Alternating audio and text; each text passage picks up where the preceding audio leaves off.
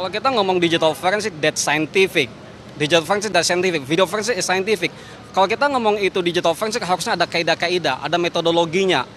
Digital forensik memiliki tiga pilar yang jelas. Pertama, kompetensi SDM, qualified SDM. Yang kedua, SOP, standar operating procedure. Yang ketiga itu adalah hardware software. Tidak bisa seseorang itu melakukan digital forensic analysis kalau tidak memenuhi tiga hal ini. SDM, qualified SDM, IT itu berbeda dengan digital forensic. IT itu adalah umum, digital forensic adalah khusus, sama seperti kedokteran.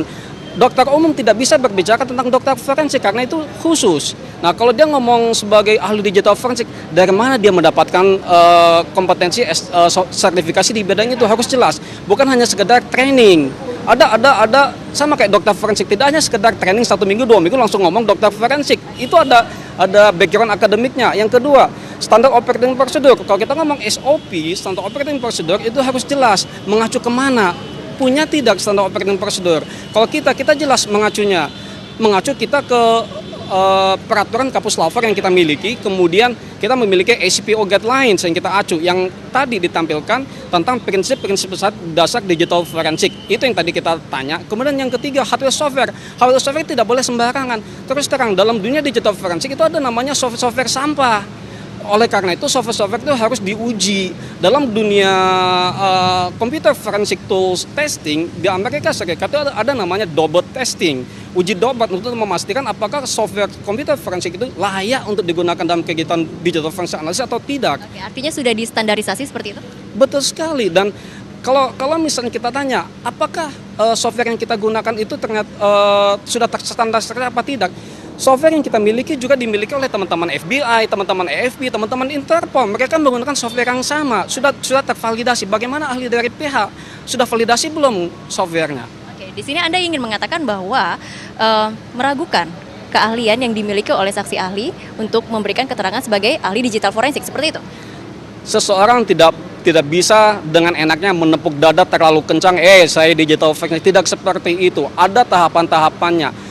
Digital forensik harus memenuhi 2 kaidah. Dia memenuhi background akademik, dia memenuhi prakteknya. Tidak bisa seorang dengan jago teori renang tapi tidak pernah praktek renang, dia bilang saya ahli renang. Atau dia jago teori menyetir mobil tapi sedikit praktek menyetir mobil, dia bilang saya ahli nyetir mobil. Tidak bisa seperti itu. Artinya harus ada background akademiknya, harus ada sertifikasinya, ada tahapan-tahapannya. Tidak semudah kalau kita punya software langsung kita main klik kita bilang ini hasil video forensik. Tidak sesederhana seperti itu. Baik, nah ini juga saya tanyakan tadi kepada Mas Christopher bahwa sumber yang dimiliki oleh Rismond sebagai saksi ahli dari penasihat hukum itu diambil dari beberapa rekaman TV seperti itu. Sedangkan Anda adalah kopi begitu ya, mengopi dari bukti yang dimiliki oleh jaksa penuntut umum. Ini ada perbedaan, tadi juga dikatakan bahwa sepertinya ini ada modifikasi ilegal di sini. Menurut Anda seperti apa? Kalau kita menggunakan kacamata kuda, kita mau menunjukkan, ada orang buta mau menunjukkan ini loh, gajah tuh seperti ular karena dipegang hanya buntut saja, tidak seperti itu. Jadi kalau tidak ada seorang pun ahli digital forensik dunia yang menggunakan rekaman TV untuk menjelaskan apa-apa yang sedang terjadi di sana. Mereka paham rekaman TV itu hasil olah studio TV juga. Ketika di-capture sama TV, kemudian itu nanti diolah di studio TV, kemudian nanti ditampilkan di TV. Kalau ada distorsi, hal yang wajar distorsi. Oleh karena itu tidak bisa dijadikan rujukan untuk analisis menggambarkan apa yang sedang terjadi. Mana yang terbaik? Ambil dari DVR-nya. Nah, DVR itu suatu bukti yang sangat bagus sekali. DVR diambil, kemudian bisa ekstraksi file. Nah, file ekstraksi itulah yang nanti dianalisis. That's the good way. Nah, ini tadi kan juga dikatakan, mungkin kita langsung membahas jari telunjuk itu sepertinya nggak mungkin itu ada yang jari telunjuk panjang seperti itu. Nah, Anda melihatnya, kalau di analisis Anda itu seperti apa sih sebenarnya jari telunjuk itu? Kalau misalnya di tayangan rekaman TV ada jari mak lampir di tangan Jessica, ya wajar saja memang di situ ada distorsi. Tapi begitu kita lihat di rekamannya, analisis kita berdasarkan resource rekaman CCTV yang sesungguhnya, ternyata tidak ada. Kan memang tidak ada. Itu hanya masalah distorsi karena kebetulan TV, Handycam TV men-shooting yang ada di kita kemarin jelaskan di persidangan, itu berdekatan dengan daun pisang yang ada batangnya, kemudian berdekatan segaris dengan tasnya Jessica. Siapapun ahli video forensik akan bilang itu distorsi. Kenapa itu dibilang tempering? Hal yang aneh. Makanya dalam dunia digital forensik analis, investigator, ada sertifikasi, tidak bisa sembarangan menjustifikasi tempering. Tempering itu tidak sesederhana itu. Tempering itu adalah ada objek diambil, tidak ada objek dikasih, kemudian ada frame yang belum ada dikasih ada. Sederhananya mungkin ada proses editing seperti itu ya? Ya. Editing itu ada dua, editing yang memang mengubah objek sama editing yang sifatnya enhancement, dan itu lumrah enhancement. Sama seperti ada rekaman CCTV menunjukkan adanya sepeda motor, tapi di ruang yang kurang cahaya karena itu malam hari. Kalau kita lakukan enhancement menambah cahaya, itu hal yang lumrah. Di mana-manapun video forensik analisis dunia, di Interpol sekalipun, itu wajar. Oke, Pak Nu, ini terakhir mungkin kalau misalnya kita melihat ada perbedaan sumber begitu ya dengan antara Rismon Sianipar dan juga Anda dan juga Mas Christopher, itu yang Anda sebut bahwa ini tidak apple to apple. Ya, kalau tadi saya udah bilang, tolong tunjukkan, kebetulan kan Otto Hasibuan menunjukkan prinsip-prinsip dasar digital forensik yang kita gunakan, yang kita adopsi dari ACPO. Di situ udah jelas sekali, prinsip yang ketiga boleh diuji oleh pihak ketiga. Kalau gitu apple to apple.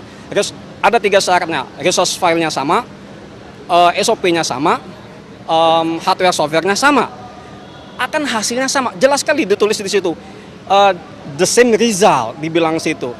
Artinya apple to apple. Kalau misalnya terjadi pembohongan akan kelihatan. Makanya saya bilang di persidangan tadi, oke, silakan, kita tidak masalah kalau memang mau diuji sama pihak ketiga. Ini resource file kami, oke, kita pinjamkan. Kalau memang dia butuh software ke kami, ini SOP kami. Ayo tunjukkan mana itu yang jari mak lampir. Tidak akan ada, karena kita sudah lihat software yang kita gunakan itu software yang dipakai di seluruh dunia. Kita juga sudah punya, tidak hanya asal klik-klik. Ahli digital forensik tidak hanya sekedar klik-klik software, tidak seperti itu pemahamannya. Oke, kata majelis hakim diambil jalan tengah, resource file yang sama, kemudian software yang berbeda, ke SOP yang berbeda, diambil jalan ternyata tidak juga. Padahal yang memulai pertama kali untuk meminta konfrontasi adalah Otto Hasibuan. Begitu saya datang, oke, kita tunjukkan. Dia pertama kali meminta konfrontasi, yang dia bilang kita itu ada jari mak lampir. Ternyata kita mau, dia tidak mau. Apa ini? Artinya kebenaran itu harus tegak kebenaran itu. Jangan sampai kebenaran yang sudah jelas dikarenakan pintar berkata-kata menjadi abu-abu. Kasihan masyarakat Indonesia. Hal yang aneh apa, Pak? Ini saya sudah menelitinya dari 4 stasiun TV yang masing-masing posisinya angle-nya berbeda ya. Konyol sekali ya. DVR sudah kosong, terhapus ya di persidangan. Ya, DVR sudah kosong, disuruh ngambil dari DVR. Harusnya Pak ya, Pak Mamak Nur Al-Azhar ya, Anda sebagai seorang ahli digital forensik itu harusnya melakukan forensik imaging ya, pakai FTK Imager dan lainnya. Itu di dalamnya itu sudah ada nilai hash ya, di auto generate ya oleh itu imagernya. Jadi ketika Anda mendapatkan file ISO tersebut, Anda memiliki legal copy namanya Pak ya, legal copy ya. Dan seharusnya Anda memberikan kopi dari legal copy tersebut terhadap banyak pihak, termasuk pihak pengacara ya, terdakwa, terutama juga kepada independen, supaya analisa Anda itu bisa terverifikasi ya. Ya, jika dia lewat cahaya akibat pencahayaan dari kamera maupun dari angle lensa, maka dia tidak memiliki tepi yang tegas. Tetapi saya pada video sebelumnya setelah menguji dengan berbagai algoritma deteksi tepi maupun segmentasi, itu jari telunjuk mak lampir itu sangat tegas dan terdeteksi tepinya ya. Bukan menyebar ya. Kalau dia menyebar ya, maka dia tidak memiliki tepi yang tegas, itu hukumnya ya Pak Nuh ya. Jadi saya sudah mengujinya dan terbukti berbagai macam algoritma saya gunakan ya dalam video, tonton video saya kalau memang ini ya. Jadi Anda jangan menipu masyarakat seolah-olah sejajar dengan daun pisang, daun tali atau yang lainnya, itu tidak itu. saya buktikan itu dari keempat ya, bahkan dari YouTube juga ada itu. Nah, itu saya duga itu adalah perbuatan tampering atau rekayasa pemodifikasian ilegal. Kasus kopi sianida yang melibatkan Jessica Wongso kembali jadi sorotan. Saat ini, banyak pihak yang ikut buka suara soal kasus kopi sianida yang terjadi pada tahun 2016 silam. Salah satu pihak yang ikut bersuara soal kasus kopi sianida yang melibatkan Jessica Wongso adalah seorang peramal Denny Darko. Sempat viral juga pengacara Jessica Otto Hasibuan mengungkapkan ada tantangan sangat besar dalam proses pengajuan peninjauan kembali atau PK untuk kasus Jessica Wongso ini. Seperti diketahui bahwa dalam kasus kopi sianida ini banyak sekali oknum yang terlibat. Oknum-oknum tersebut yang membuat kasus kopi sianida ini diselimuti kejanggalan dan keraguan publik. Bagaimana tidak? Setelah film dokumenter Ice Cold hadir di Netflix, berbagai kejanggalan semakin mencuat dan terbuka lebar. Ada banyak pihak bahkan 3.000 lebih pengacara pendukung dan pembela Jessica Wongso akan terus maju. Hal itu tak lain demi keadilan dan mendapatkan kebenaran hukum dari kasus kopi sianida ini. Karena sebenarnya Jessica Wongso tak bersalah, kenapa dengan beraninya memvonis 20 tahun penjara kepada seseorang tak bersalah?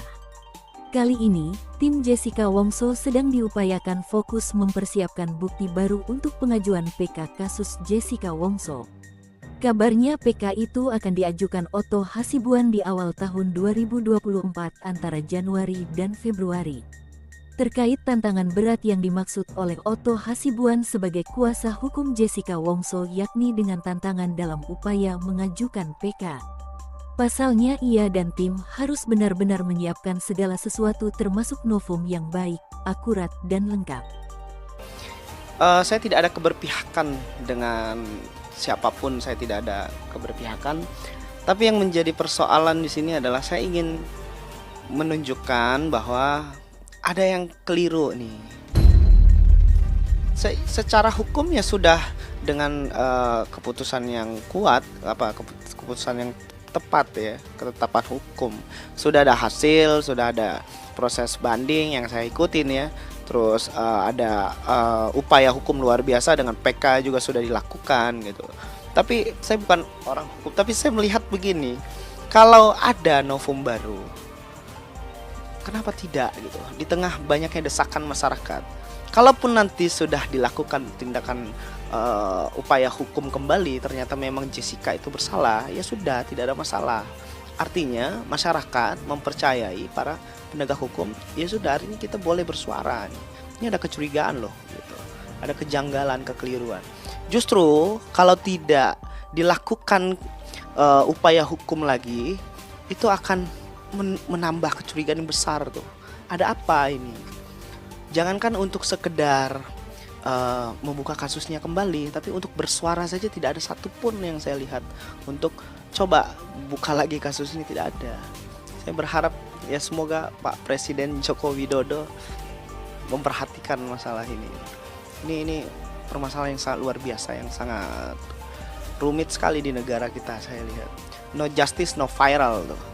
Ya ini udah viral juga tapi tidak ada sedikit pun perhatian. Ya cuman Pak Jokowi yang bisa memberikan keadilan nih. Saya harap kalau Pak Jokowi bersuara ini pasti masalah juga pasti akan dibuka kembali. Ya siapa lagi? Saya tidak ada satupun yang saya percaya di negara ini untuk kita meminta untuk membuka kasus ini kembali, kecuali hanya satu-satunya saya memohon kepada Pak Presiden tuh. Tidak ada lagi. Kemarin saya lihat karena beritanya banyak sekali, banyak yang komentar di akun laman Instagramnya Pak Presiden. Ya intinya kurang lebih begitulah. Ini satu gambaran menunjukkan kepada kita bahwa tidak ada yang tidak mungkin di dunia ini. Walaupun sudah 7 tahun lamanya, tapi kalau sudah ada kejanggalan seperti ini, kita harus coba lihat lagi. Ini sangat penuh kejanggalan. Ya kalau saya kira sih nggak akan di awal tahun atau di tengah tahun lah ya. Ini semua akan mungkin terjadi itu di kuartal ketiga 2024, di mana sangat bisa kemungkinan Jessica Wongso ini dibebaskan. Karena kalau menurut saya sih, selain justice yang memang ada di dunia hukum di ruang sidang, ada sepertinya apa ya, kalau saya citizen ini ya, trial ya. Jadi kasus Jessica ini sama kasus saya sama. Ketika polisi sudah menjadi oknum, ya menghalalkan segala cara, termasuk memasukkan keterangan BAP, mereka sudah bukan polisi di mata saya. Mereka lebih parah daripada penjahat, teman-teman, di mata saya ya. Terjadi karena dari kepolisiannya pun, dari Kapolrinya pun membiarkan hal itu terjadi. Ya, coba kita lihat teman-teman, yang sudah terbukti menerima suap saja yang namanya Napoleon Bonaparte, itu saat ini balik di kepolisian, bekerja di kepolisian. Lu udah tahu ada sampah, ada kotoran, lu suruh kerja lagi, ya bau lah itu institusi. Ya, hal seperti ini teman-teman ya, yang membuat penegakan hukum tidak dipercaya, kepolisian tidak dipercaya ya. Jadi kasus Jessica ini teman-teman, kasus simpel dan sepele teman-teman ya. Kesalahan awal berada di dalam kepolisian. Jadi ada oknum kepolisian yang memaksakan kasus tersebut untuk supaya P21. Kenapa saya tahu? Saya tahu itu saat itu Dirkrimumnya teman-teman, hari terakhir itu datang sendiri ke Kejati dan melakukan apa? Kong kali kong agar supaya diterima itu kasus. Itu sudah mau di P19 itu. Kenapa tidak cukup bukti? Makanya itulah Dirnya sampai masukin Jessica ke sel tikus. Dibilang sel tikus nggak ada. Teman-teman, saya saksi mata sel tikus itu ada di Polda Metro Jaya. Buat apa ada polisi di Mabes tapi takut polisi itu sama penjahat? Itu mah bukan polisi kalau takut sama penjahat, itu anjing saya bilang. Ya, jadi saya minta kepada kepolisian, kalau kalian nggak berani dan tidak mau bertugas, janganlah jadi polisi. Nggak pernah ada dalam sejarah itu tuntut bebas itu kalau nggak ada keluar dari masyarakat tuh nggak ada tuntut bebas teman-teman. Tuntut bebas RJ itu biasanya berkorelasi dengan ini, doku. Kalau kagak ada doku, nggak dapat RJ. Ini yang biasa terjadi. Ya, kalau saya jadi jaksa, saya lihat kalau orang kayak Jessica nggak ada alat bukti yang cukup, tidak akan saya kong kali kong. Saya akan tutup bebas itu. Bisa saudara ceritakan, waktu saudara diperiksa, diapain saudara itu? Pada saat saya sudah jadi tersangka ini, Ya, saya kebanyakan ditaruh di sesuatu ruangan, lalu saya ditanya-tanya aja sama orang yang Di saya ruangan tidak siapa? begitu kenal. Kalau itu di ruang meetingnya Pak Krisnamurti. di ruang mana? Meeting Di ruang meeting Krisnamurti. di Terus? sebelah kantor beliau. Terus? Lalu ya orang-orang bergantian berdatangan menanya-nanyakan saya. Mereka cuman ya nama saya ini gitu. Tapi tujuannya apa dan bagaimana, kenapa saya di sana dan apa yang mau mereka lakukan terhadap saya tidak pernah dijelaskan secara Ya. jelas. Waktu saudara di sana pernah dilakukan tes hipnoterapi Itu sebelum saya jadi tersangka pernah. sebelum tersangka. Gimana ceritanya? Itu waktu itu saya lagi di BAP di ruangan penyidik. Lalu saya diminta untuk pergi ke ruangan yang lain. Lalu di dalam ruangan itu ada beberapa orang yang saya mukanya nggak ngenalin siapa. Mungkin saya nggak pernah ketemu atau saya lupa. Tapi yang saya ingat ada Bapak Heriawan itu ada di sana. Itu sepertinya ruangan dia juga. Lalu setelah itu saya hanya disuruh duduk, ditanya-tanya beberapa pertanyaan. Lalu setelah lama kemudian saya tidak tahu kenapa saya mendadak lemes. Setelah itu saya ditanyakan pertanyaan yang jawabannya iya dan tidak, tapi saya tidak boleh jawab pakai mulut, saya hanya pakai tangan, ya tidak gitu, begini. Saudara tertidur, sadar, nggak sadar? Pada saat itu saya masih nggak ngantuk, begitu Ngantuk? aja. Hipnotis gitu ya? Sepertinya saya terus terang kalau ditanya saya benar-benar ngeblank Pak, lupa. Tapi saya ingat terakhir-terakhirnya saya cuma yes no gitu. Kayak ditanya apa, saya tinggal tangannya saya gini-gini. Terus lama-lama saya tidak sadar total. Lama-lama saudara tidak sadar. Itu berapa lamanya saya tidak tahu. Berapa lama pun saudara di ruangan itu nggak tahu? Saya nggak. Ada berapa orang di ruangan itu? Waktu sebelum saya tidak sadar, saya tidak ingat Pak. Cuman ada lebih dari 2 orang sepertinya. 2 atau 3 orang, lebih dari 2-3 orang. Ya. Waktu itu saudara didampingi pengacara? Tidak. Tidak? Pengacara saya di ruangan yang lain, tidak boleh masuk bersama saya. Tidak boleh masuk? Saksi tidak wajib didampingi pengacara. ya saksi tidak didampingi pengacara, maka kami bilang tidak ada kewajiban pengacara pada saat pemeriksaan saksi di dalam. Anda keluar. Saya bilang keluar. Waktu itu saudara didampingi pengacara? Tidak. Tidak. Pengacara saya di ruangan yang lain, tidak boleh masuk bersama saya. Geger, Alvin Lim menyebut memang ada campur tangan dari penyidik dan penegak hukum sendiri yang membuat rekayasa kasus Jessica ini. Seperti yang dijelaskan oleh Jessica, sejak awal dirinya diperiksa sebagai saksi, memang sudah banyak kejanggalan yang terjadi. Seperti dilakukannya hipnotis, tapi dengan tidak didampingi oleh pengacara. Menurut Alvin Lim, memang ada penyidik yang memaksa adanya kasus Jessica, padahal kejaksaan dari awal sudah menolak karena tidak ada bukti yang cukup. Namun, terjadi kong kali kong agar kasus Jessica ini tetap berlanjut. Pada kasus Jessica, penyidik yang sangat vokal dalam menangani kasus Jessica adalah Krisnamurti. Ditambah kedekatan Krisnamurti dengan ayah Mirna yang terlihat juga sangat akrab. Bahkan, ayah Mirna tidak didampingi pengacara selama sidang Jessica ini. Rismon juga membongkar bahwa saksi ahli yang didatangkan oleh pihak ayah Mirna itu adalah saksi bejat dan harus ikut dihukum. Karena telah membantu oknum penyidik untuk memanipulasi bukti-bukti di kasus Jessica. Pakai main sogok sini, sogok sono menang. Sekarang benar-benar dia harus fight. Kenapa? Ini namanya scientific evidence. Setiap kasus atau setiap saksi, setiap kejadian ditayangkan. Mau bohong apa? Nggak bisa bohong. CCTV nggak bisa bohong, aslinya ada kok. Perlu datengin 1000 IT. Ia mengatakan CCTV tidak bisa bohong, ya memang benar. CCTV tidak bisa bohong kalau tidak direkayasa oleh Muhammad Nur Al-Azhar, ya. Jadi 1000 ahli IT katanya bila perlu didatangkan untuk mengcounter, ya, Muhammad Nur Al-Azhar dan Christopher Harimantrianto, ya. Padahal hanya ini bidangnya matematika, ya Pak Edi Salihin, bahwa ini bukan keras-kerasnya argumen, ini bukan sebuah bidang yang debatable, ini adalah sebuah bidang matematik, ya, eksakta. Jadi 1000 ahli yang salah pun kalau dia salah, ya salah gitu. Jadi satu yang benar, ya bukan berarti yang mayoritas.